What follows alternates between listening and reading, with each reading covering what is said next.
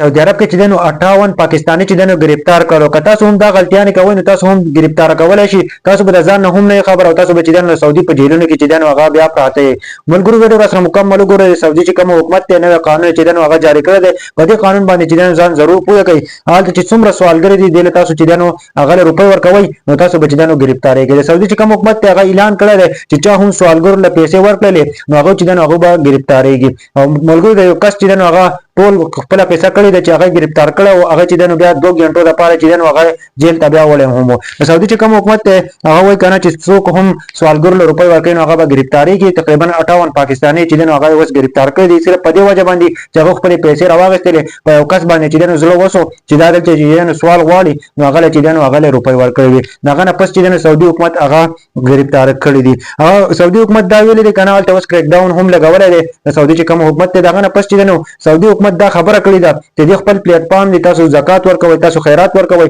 هغه مستحق خلکو ته چې دنو راشي دا کوم کسان چې ناشوي سوالونه غواړي و دې له بچی دنو بالکل چې دنو تاسو خپل روپۍ نه ورکوي او که چېرته تاسو دوی خپل روپۍ ورکوي نو تاسو چې دنو گرفتاریدل شي تاسو به چې دنو جیلونو ته وړل کیږي او چې څومره پاکستانی دي که څومره ملکونو والا چې دنو په سعودي عرب کې اوسېږي لکه مسافر دي او په سعودي عرب کې هغه ولته وي نو که تاسو کوشش وکړئ که تاسو چېرته دا کار وکړو سوالګر لم پیسې ورکړلې نو تاسو به چې دنو هم ارست کیږي او تاسو به چې دنو جیلونو ته وړي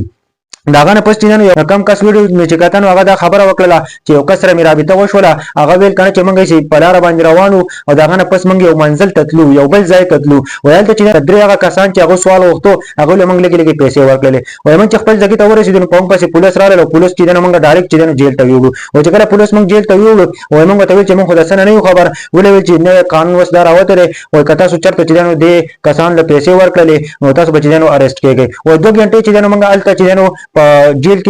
تیر کړو دا نه پسې چې موږ راځداولو نو موږ ته دا نصیحت وکړو وکړه چرته سوالګر لګیا پیسې ورکړلې نو تاسو بچی دینو ډایرکټ بیا جیل ته وړل کیږي او عمر بر قید بر باندې بیا دا خبره وکړه کته تاسو چرته زکات خیرات ورکوي نو د خپل پلیټ فارم دی هغه ته ویل په دې طریقه باندې تاسو چې دینو ورکول شي زکات او هم چې دینو خیرات ورکول شي او تاسو بچته هم د سوالګر له پیسې نه ورکوي بیا دا خبره هم کړل کم کسان چې عمره لراځي او هغه چې دینو بیا دلته سوالونه غواړي او دلته سوالونه غواړي وای هغه کسان چې دینو هغه په کې مونږ نیسو او په دلارو کې چې ناشي د سوالونه غواړي وای دا په عمرو کې راځي د عمرو په کسانو کې چې موږ عمره لزو او دا کسان نازي او بدل تر راځي سوالونه غواړي وای هغه کسان چې دنو هغه پکې پیژنو الګور دا سعودي قانون دی او سعودي والے چې دنو هغه کریک ډاون هم لګولای دی او 58 پاکستانی چې دنو وای کې نیولې دي صرف د دې وجه نه چې او هغه کسان چې دنو روپۍ ورکولې کم کسان چې پروډونو باندې ناس دي سوالونه غواړي هغه کسان چې دنو